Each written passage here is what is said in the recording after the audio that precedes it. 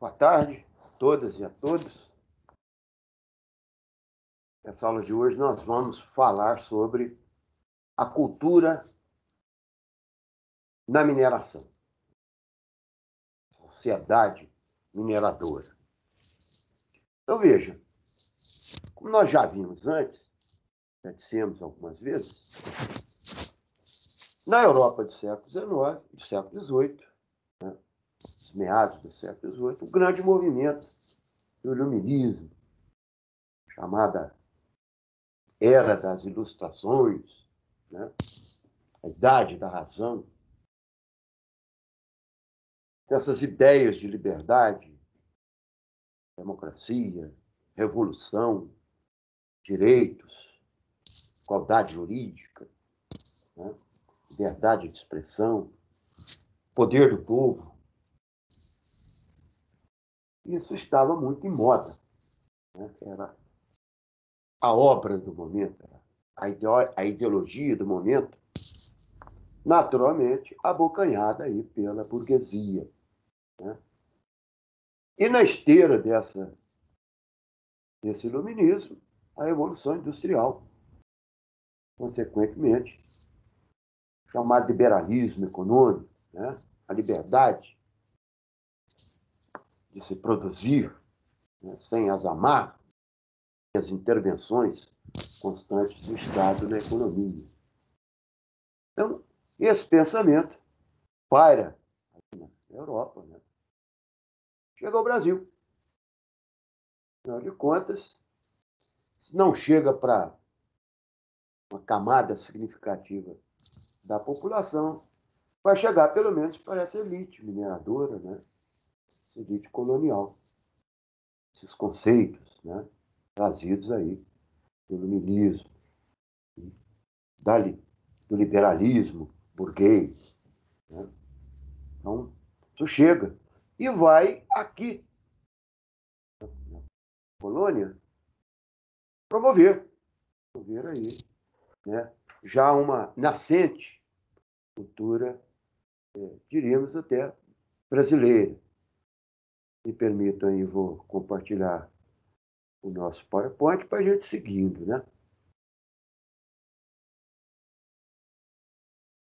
Mineração. Antes de entrar tipicamente nesse contexto, eu dou uma modificada um pouco aí no nosso PowerPoint e vou lá nas academias. Final do século XVII, início do século XVIII, surge na Portugal as chamadas academias. Essas academias faziam parte delas poetas, escritores, letristas, cientistas. Isso ficou muito em moda na Europa. E essas academias começam a trabalhar com um gênero chamado de rococó, que é uma vertente do barroco, diríamos assim, que é uma reforma do barroco, menos rebuscada, menos cheia de contornos, e mais aí naturalista, de buscar uma leitura da Renascença, do movimento renascentista, mais naturalidade. Ganha, inclusive, o nome de Arcádias, isso fazendo uma alusão à região na Grécia Antiga, onde supostamente nasce a poesia, E esses escritores, poetas, se intitulam os Árcades, e usam lá nomes, pseudônimos greco-romanos. No Brasil, surgem eles aí, por exemplo, Clauceste, Saturno, Dirceu, Critilo, são alguns desses pseudônimos usados aí por esses Árcades mineiros. E, por volta de 1752, surge no Brasil a primeira academia, chamada Academia dos Seletos. Essa academia surge na cidade do Rio de Janeiro, embora você tenha ainda uma linguagem extremamente lusitana, né? Usando ou utilizando algum tema da colônia, mas sempre naquele estilo de literatura portuguesa, né? E a Vila Rica surge em 1750, Academia Basílica dos Renascidos, a partir de na década de 1750, né? Tanto posterior, Academia dos Seletos, cuja expressão está aí, o minerador, né? Poeta Cláudio Manuel da Costa. Cláudio Manuel da Costa depois vai participar da Inconfidência Mineira e será punido severamente. Nós vamos falar dele um pouco mais quando nós falarmos dos movimentos contestatórios, né? Os movimentos emancipatórios aí do século XVIII. E dessa Arcádia Mineira, né, tem nomes interessantes. Tem a figura de Cláudio Manuel da Costa, que nós já falamos. Tomás Antônio Gonzaga, que escreve um poema que ficou, né, aí na importância na nossa literatura, chamada Marília de Dirceu.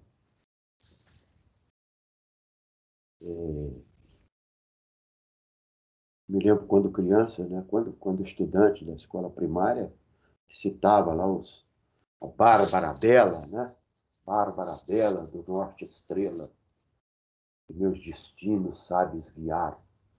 De ti somente, triste ausente, as horas passo a suspirar. Me lembro disso quando há 50 e tantos anos atrás, né? Aprendi isso lá nos primeiros momentos da minha escolaridade. Então, destaca essas duas figuras importantes. Basílio da Gama escreve também uma obra mais lírica, né? Chamada Uruguai. Mesmo que tenha aí aquilo que eu disse a vocês, o tema seja um tema da colônia brasileira, né? Mas a linguagem é sempre aquela linguagem lusitana, aquela linguagem de Portugal. Frei Santa Rita de Durão, né? O Caramuru.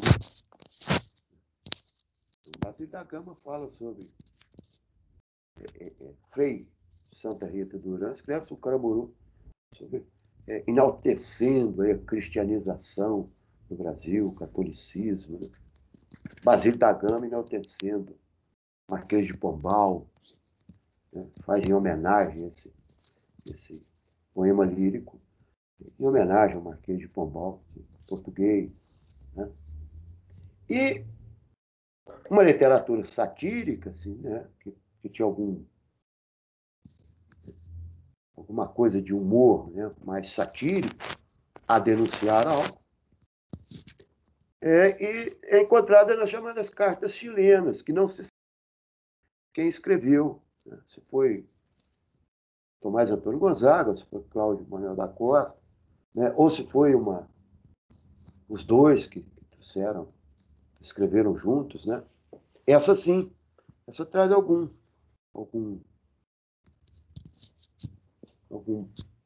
tom, né? de satírico. Vou ler um textinho para vocês. Amigo Doroteu, prezado amigo, abre os olhos, boceja, estende os braços e limpa das pestanas carregadas o pegajoso humor que o sono ajunta critilo. O teu critilo é quem te chama. Ergue a cabeça da engomada fronha, acorda, se ouvir queres, pousa raras. Também, né? Esses beletristas, né? Escrevendo aí para nós. Então já tem uma literatura mesmo que ainda, né? Muito atrelada ainda à literatura lusitana, mas já é uma coisa nossa, né? com expressão. Mas, de fato, a maior de todas as expressões termos de cultura, na mineração, é o barroco mineiro, né? O barroco, ele, né, é um estilo que surge a partir da Reforma Protestante na Europa, apropriado pela Igreja Católica, porque é um estilo que trata, né, das dualidades da existência, bem e mal, morte e vida, céu e inferno, pecado, redenção, essas coisas tem, né? 880, né?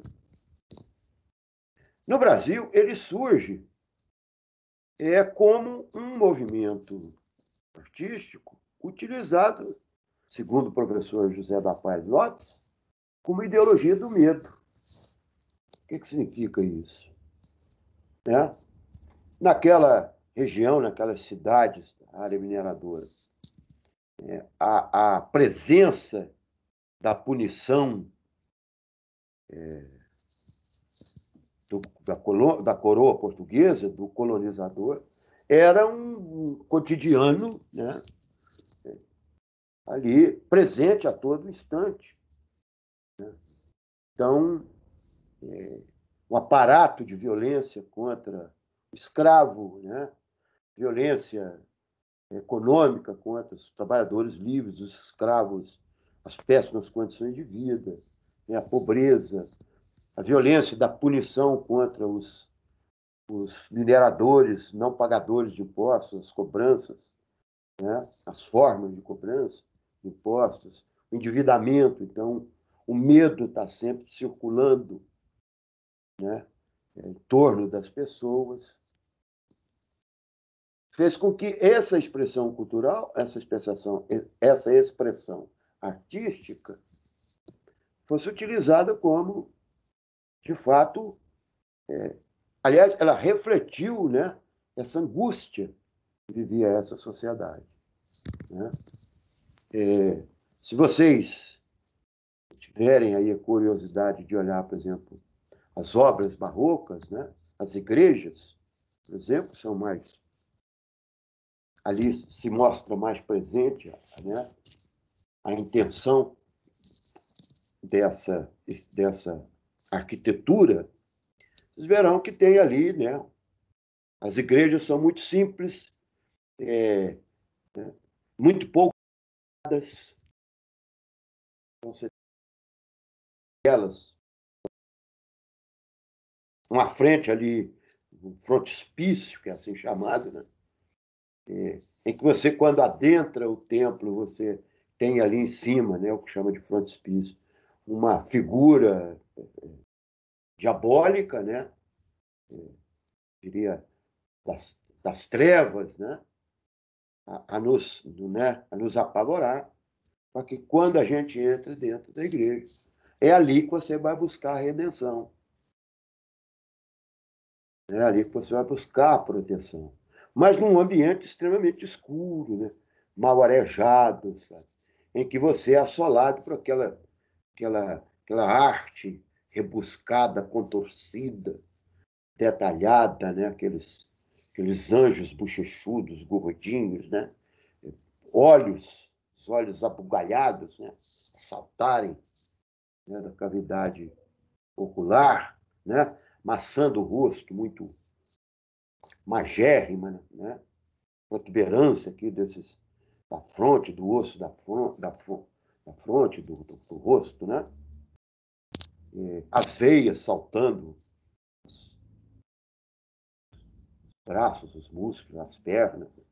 Então, aquele sentimento mesmo, de dor, né? De pesar, né? De sofrimento. Então, tem utilizado esse barroco como assim, uma ideologia do medo. E destaca a figura fantástica que, embora seja bem regional, né? E você vai ver isso apenas no barroco mineiro, você não vai ver isso lá no barroco na Bahia, né? No Rio de Janeiro, que você tem belíssimas igrejas barrocas. Barrocas, eles são barroco, rebuscado, conforme o europeu, a coisa toda. Mas esse detalhe da expressão do medo, a expressão da penúria, em Minas, que você vai ver. Né? E sem sombra de dúvida, a singularidade desse que eu considero, para mim, por exemplo, né, considero como uma das figuras mais belas da história da arte, né, da escultura, da arquitetura aí nesse tempo, que é o Antônio Francisco Lisboa, o nosso Aleijadinho, né? Esse sujeito que foi único no seu tempo. Naturalmente, ali teve muitos outros que estiveram com ele, né? Pintores, etc. Mas ele é essa figura que sintetiza essa singularidade da arte na região mineradora, né? Se destaca também a figura de Domingos Caldas Barbosa, que lá também, como um Aleijadinho, era um mulato, né? Lá na corte portuguesa, se destaca com um gênero musical muito interessante, sabe? Né? E é a modinha. Hoje a gente já sabe bem disso, né? Chama da modinha. Vou citar uma modinha para vocês. Como pode o peixe vivo viver fora da lagoa? Como poderei viver? Como poderei viver sem a sua companhia? Né? Muito cantada a região de Diamantina, os modinhos, né? Portugal usava muito, né? Isso chega ao Brasil também. Né? Ao mesmo tempo, você tem a figura de Manuel Inácio da Silva Varenga, que era um frei, né? Um padre. E ele também, né, tem uma da Silva Varenga tem uma importância aí na música também, né? Ele cria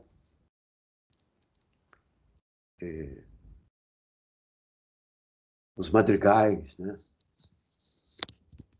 Meu pequeno cachorro, vivo só. Esse madrigal bem recente de Roberto Carlos, né? Os meus antigos madrigais, meu flamboyano, primavera, que bonito que ele era, dando sombra no quintal. Olha só, né? Então, são expressões aí dessa cultura da mineração, que vão ser muito importantes posteriormente para aí, né, o fim da proibição da imprensa no Brasil, né? Isso vai repercutir essa pressão o tempo todo, esses movimentos de contestação, né, da livre circulação das ideias. Isso vai, a expressão desses letristas, né, poetas. Você não tem ainda o gênero literário, por exemplo, do romance, ou da prosa. Você tem muita ideia disso, né? Se teve, mais ou menos se perdeu, né? Os poemas, as poesias, né? E essa arte da música, né? Embora todos esses, Domingos Caldas, Manuel Inácio, trabalhassem muito com a música erudita, a música religiosa, né? Mas destacaram porque criaram alguns movimentos muito deles, né? Individuais, né? Deram essa contribuição. Eu fico por aqui e agradeço a todos. Uma boa semana e fiquem com Deus.